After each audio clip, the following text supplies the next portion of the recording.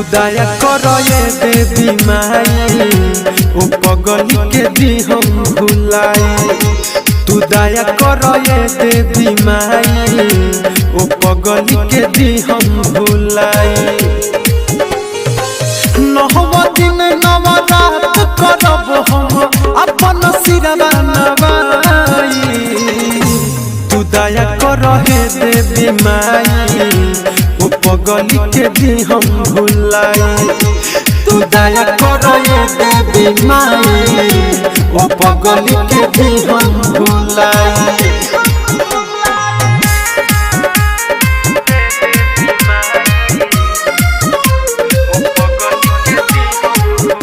Mixed by Aditya Recording Studio, Gopalganj। मन तू बातए हमार महतरिया दोना निकाल जे बदिल के भीतरिया। मन तू बातए हमार महतरिया दोना निकाल जे बदिल के भीतरिया। हाथ जोड़ी है अर्जी करिले कोदना ये तने भलाई। तू दया करो ये देवी माई ओ पगली के दी हम भुलाई। तू दया करो ये देवी माई ओ पगली के जाए भुलाई।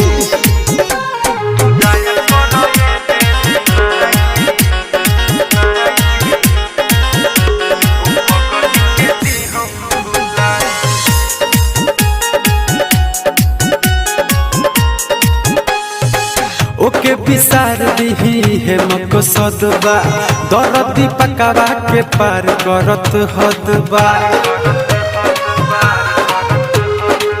ओके विसार दिही है मकसदबा दरदी पकावा के पार करत हदबा। राइटर से सनथ तीन सभी कहस करना कमन उपाय। तू दया करो ये देवी माई ओ पगली के दी हम भुलाई। तू दया करो ये देवी माई ओ पगली के जाए भुलाई। नहवा दिन नवरात करब हम अपन सिरवा नवाई। तू दया करो हे देवी माई ओ पगली के दी हम भुलाई। तू दया करो ये देवी माई ओ पगली के दी हम भुलाई।